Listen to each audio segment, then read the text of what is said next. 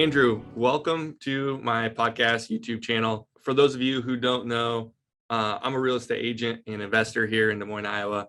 And one of the common things we get asked as agents is like, what do I do like moving wise? How do I pack up everything? What does it look like? And I've personally never paid for a mover. I'm quite honestly, I don't know enough about it to really pull that trigger, have not done that research. Quite frankly, I'm kind of cheap. And so I just don't know what I don't know. And when I was introduced to Andrew and was told, hey, these guys will help you out, they'll give you quotes to help your clients inquire more with them. He was great. And I asked him to come on the channel. So that's why he's on here. And I will kind of turn it over to him to give his background of what they do, how he got into the business. And then we'll dig into a deep dive of what it looks like hiring a moving company and different business models to look out for, things to look out for. So Andrew, take it away, bud. Again, Andrew Baldwin. I'm the owner, founder of the College Moving Crew. So I got into the industry sort of by accident, I guess you could say. So in 2017, I was a student at Faith Baptist, a small Christian college here in Ankeny, Iowa.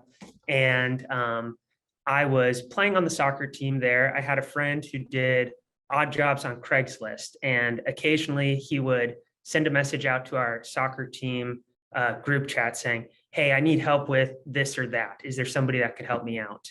And I had no job. I really needed money to pay for school, and I did not I wasn't wise enough to just go and get a normal job, which probably would have been the smart thing to do. But one time he sent a message out to the chat and said he needed help moving somebody. He was just kind of a casual Craigslist mover. And this was back when Craigslist was a bit more of a thing. But so he invited me to come out with him. I assisted him moving this person. And I just found it really satisfying, really, just a really gratifying and fulfilling experience to help, this person get into their new home. And, at that time, the person I was working with, God bless him, great guy, still a wonderful guy.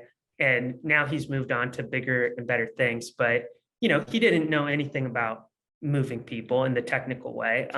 It was just, he was a nice guy. He was doing his best, and he was fun to work with, and the people that he helped really appreciated it. But so my experience of it was, I really enjoyed that day working with him.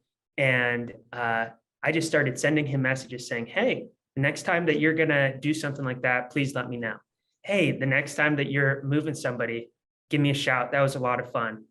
And, looking back now, I realize he was a couple years ahead of me in school, smart, popular guy.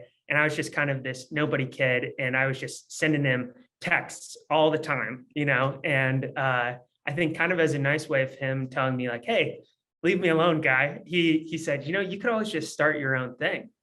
And never in my life had I thought of myself as that guy, as the guy who goes off and starts his own thing. And so even though it was just kind of a casual, text like, hey, like stop texting me, it kind of got the wheels turning in my head. And I'm like, oh yeah, I could, I guess. And this is something that I really enjoy being a part of. And, this is something that I could maybe do on my own. And so it was a bit of a meandering path. The model that I was aware of at the time was what I saw him doing, which was he was on Craigslist, he was posting ads, and he would go out and help people. And he was doing his best, but he didn't really know much.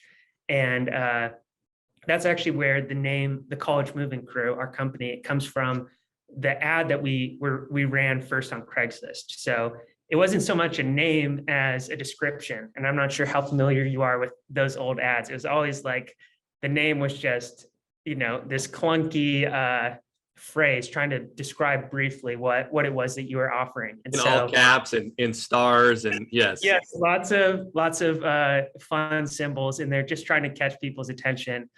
And it started as me going to the lobby computer in the dorm I was in, and I would just sit there and post ads on Craigslist. And at the time it was like, hey, as many as you're willing to post, Craigslist will put up. And then people would flag them. And then, it would just be this constant thing of trying to get myself out there the one way that I was aware of, because I was looking at this other guy. And as I started to learn a bit more about the moving business through, resources I found online, as well as we were fortunate, another moving company here in the area, they were overbooked for a season. And they're like a multi-shop, they have a good number of locations across the Midwest. They reached out to us and said, hey, would you guys kind of come and contract for us? And so that was a great experience for me to learn from a company that had been in business for a number of years and see kind of what some of those industry standards were. But yeah, just as I learned, I was like, okay, so Craigslist it was great to get started, but now it's kind of one at a time. It's like, okay, we need a Facebook page, we need a website. It's like, okay, we need insurance, all the things that when you're a kid, I started it kind of like how a kid would start a lemonade stand. I didn't really know that much. I was really young. But over time, we've been able to grow, and I was doing it mainly part-time through school. And then in the summer of 2020, so I was doing that part-time, I was finishing up school, and then I had a full-time job in supply chain management. And I made the decision, that the business, like the college moving crew, was what I was really passionate about. So I quit my job. I decided to go full-time with this being, I was mover number one, and then I hired my first full-time employee that summer to be mover number two for me. And, since then we've grown. It used to be that we were running out of my garage. Now we have an office space, and I believe we have 14 employees now. So, we've been really blessed and grown a lot, but we kind of started out the way I think a lot of small local service businesses start out, where it's very casual. It's very like you're trying to get your feet under you and figure out, how to do the thing that you're selling to people. And, we've been really fortunate to over time grow and, improve the service that we offer, and also be able to offer it to a lot more people. So yeah, it's straight bootstrapping. I always liken it to like, you you don't know what you don't know at the beginning, but yeah, you're so nimble as a small business that you can do things for cheaper and better than what competitors are. Now, yeah, it's really tough to scale that, right? yeah, And exactly. you realize, oh yeah, that's why they charge that much, because they have this, and this, right? But at the beginning, you're like, how do they charge that much? That sounds crazy, Yeah, right? yeah, But that's why, as a solo entrepreneur, a service-based business, you can create your own job in, not anything, but dang close. Like I started a mosquito spraying business. Oh, It was wow. 2015, 16. And like the barrier to entry was a mosquito, like a pest test, right, for the state, and an $800 sprayer in a truck that I already had in a water tank, right? Yeah, And there wasn't anyone at the time when I started. There was no one in Des Moines that did mosquito spraying. It was right when the Zika virus came out. yeah. So like but it was like it was simple. I didn't just knock on doors to get business. So Well, I think too, when you're starting something out, it's so important to go and seek out knowledge on the things that you don't understand. That's kind of like that's the quickest path to being successful, delivering a better service, enjoying a better quality of life with your business. But I think when you're very first getting started, a commitment to just do the right thing in the end covers a multitude of sins, to use a figure of speech. So it's like, you might not know every single thing, but if you've committed in your heart that it's like, okay, I'm going to do what's right for my customer in the end, that you're able to, it might hurt and you might have to learn a couple lessons the hard way, but you'll make it through as long as you're committed to doing what's right. I think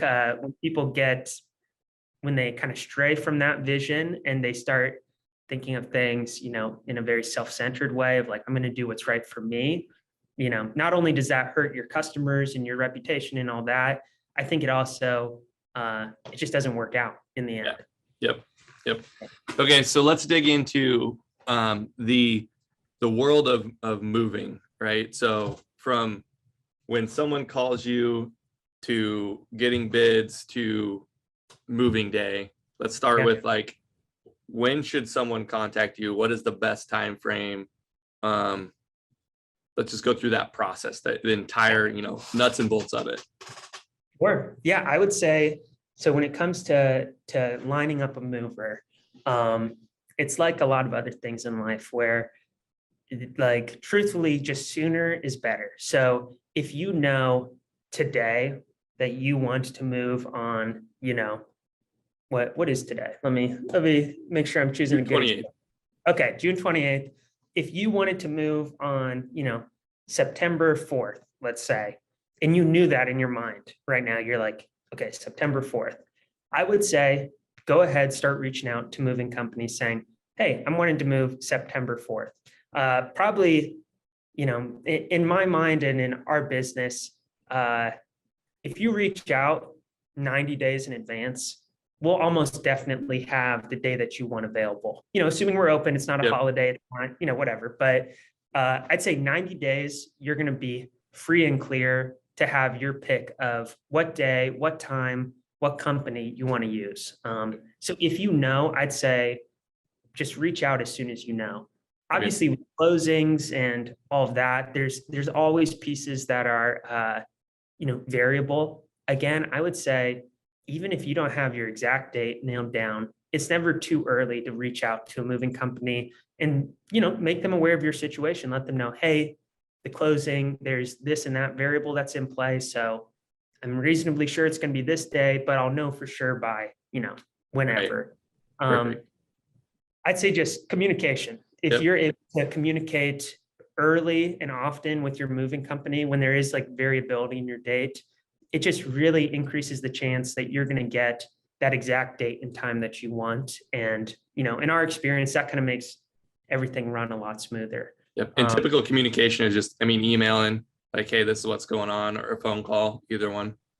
Yeah. Yep. It can vary from company to company, but, like in our example, we tell our customers, feel free to give us a call, shoot us an email. They can even text into the number that we have on our website if they prefer that.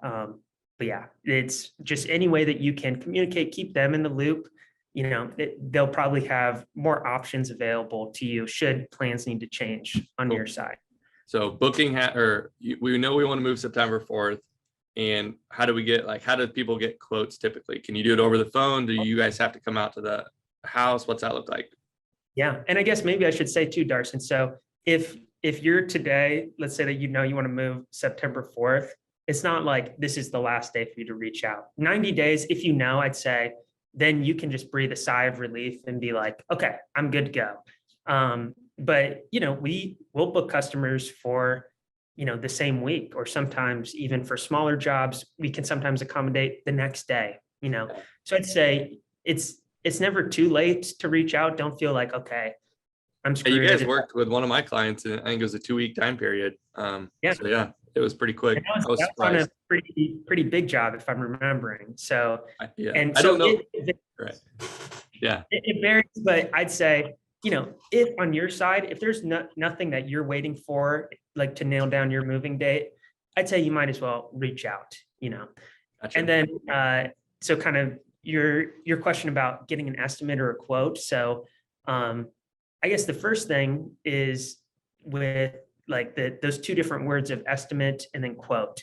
And then when you get into quotes for long distance, there's all different types of quotes to be aware of, but maybe the first most important distinction is between an estimate and a quote. So if you're doing what we would call a local move, so you're moving within the state, you're moving in town, typically most local moving companies will be charging you an hourly rate. So for us, if we were to send 2 movers in a truck out, as of now, our price would be for 2 movers in a truck, you'd be looking at $150 an hour. And then we work with our customers to gather information about their move and provide them with an estimate of what we think they'll be looking at for their total time and then price. But we provide non-binding estimates. So, and that kind of cuts two ways. So in the example of your client, actually, so we came out, we did a walkthrough with him. Very nice guy, by the way. If he ever sees this, it was great working with him. And we provided him with an estimate based on what we at the time understood his moving needs to be. Then on the day of his move, he had actually, been quite proactive in getting some smaller things moved. And his estimate or his final bill ended up being, I believe, close to $1,000 less than what was initially estimated. So that's kind of the positive story. And then, also we'll encounter situations where a customer will say, hey, we just want you to get the big stuff. And then come moving day, they just haven't had time to get around to moving some of those items, or, for whatever reason, it takes longer. Then the price follows that accordingly as well. So that would be an estimate. A quote would be somebody comes, meets with you, does a walkthrough of your home typically, and then provides you with a number where they say, we will do this work for you. And it'll be kind of a detailed outline of, the information that you gave them as to what you want moved, and, you'll pay this price. Should the details of your moving day change so that it no longer fits that description of work, then a new quote might be generated. So that's something to watch out for. But typically for quotes, that would usually be either a very big job, like a very big move. So if you were relocating an office, let's say, typically that would be quoted, or if you're doing a long distance job. So if you're moving, from Des Moines to Arizona, typically that would be a quoted price. Gotcha. And you guys do both estimates and quotes? Our company right now, we just do in-state moving. So we do all of our pricing on all of our pricing is hourly. And then we provide our customers with an estimate of what we expect their total bill to be. Gotcha. I like that hourly. It seems more just true to it. I don't know. I like that hourly instead of like, oh, it's, this many square feet, it's X dollar amount. Although it probably comes pretty close. Yeah. On our side, the experience we've had is that our customers prefer that hourly rate just because, like you said, they can, whether the bill is higher or lower than what they had initially expected, or like our initial conversation, what we estimated for them, it is an accurate reflection of the work that they needed done. Yeah. So in the end, they can at least have that in the back of their mind of like, my bill was just high because there was more that needed done. It's not like the workers were sitting down on the job and, drinking Red Bull either. It's like you saw them working. Yes, exactly. Yeah, exactly. And I think as long as, for moving companies who are charging an hourly rate, as long as your customers feel like they're getting their money's worth for the time that you're charging them for, that's really all that they care about in the end. We got to moving. You only do in-state. You guys do. There's other out-of-state movers. If someone has a delay in closing, will you guys move to like a storage unit type situation? Or have you guys done that? I'm sure you have. Yeah, no, it's kind of all different solutions for the changes in like closing date or time. That's, especially in the market recently, with it being things move so quickly, things seems like change so quickly. That's something that we've run up against quite a bit. So really common, especially with some of our customers who are moving into new construction.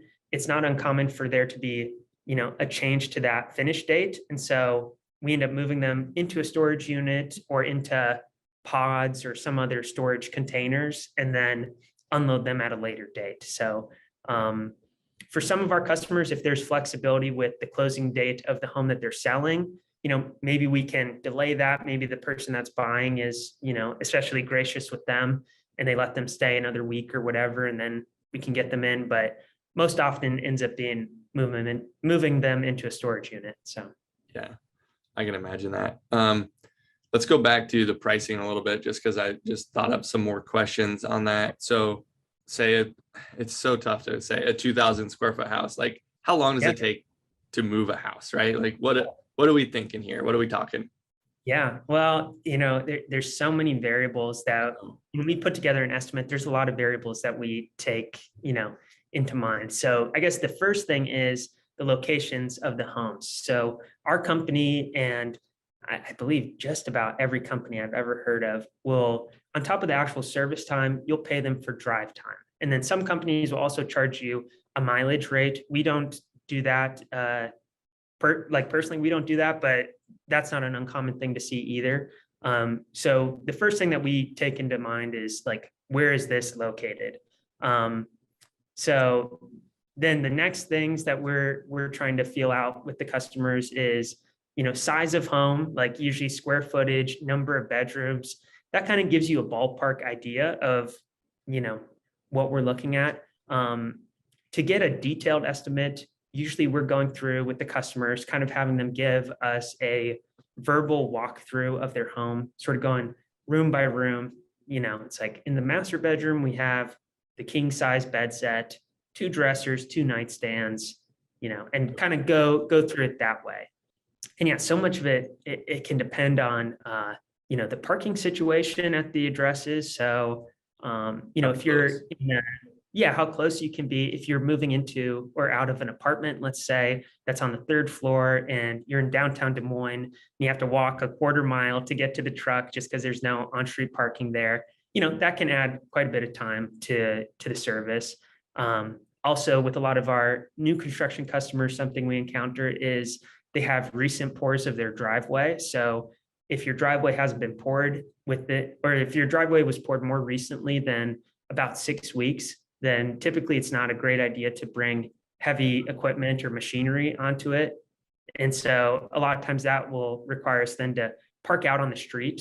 So that additional walk can add some time. Yep. You guys box things for people, or Yeah. like you do everything? Like, I could just not touch anything in my house and say, you guys come do it, and you guys would box it all up. You pay any more for boxes or anything?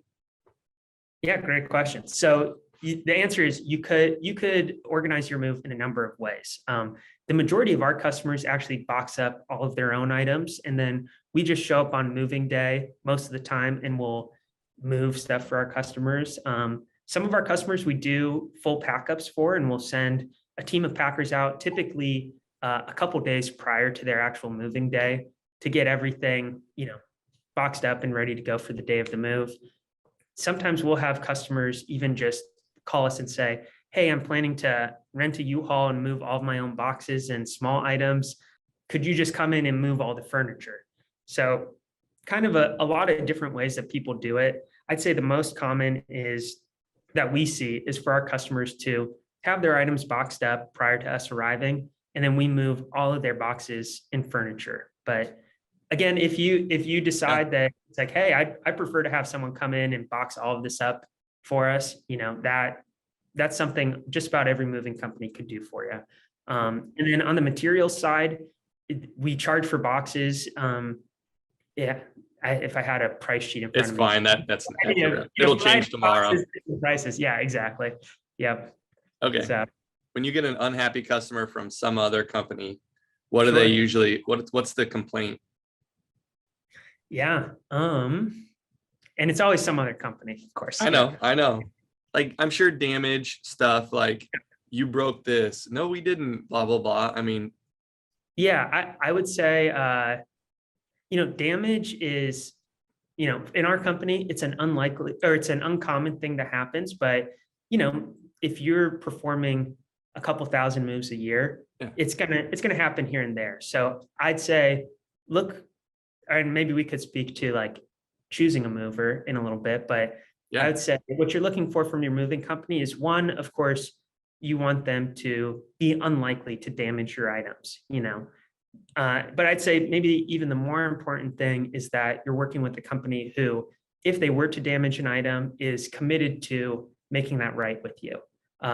So having a company that, if there is a scrape to the wall, if there is, a scratch on your dresser or whatever, that they've made a commitment that they're going to do right by you.